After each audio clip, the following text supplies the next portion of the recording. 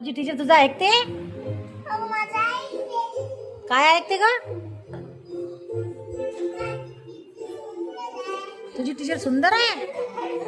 हो का? काय काय सांग बरं तुझी टीचर. हा, मॅड नाही का ते? सुंदर आहे. हो का ग? कशी आहे का सुंदर? कशी आहे करून दाखव. वाव, अशी छान आहे.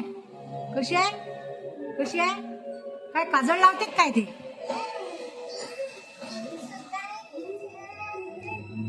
सुदामी टीचर आहे ती.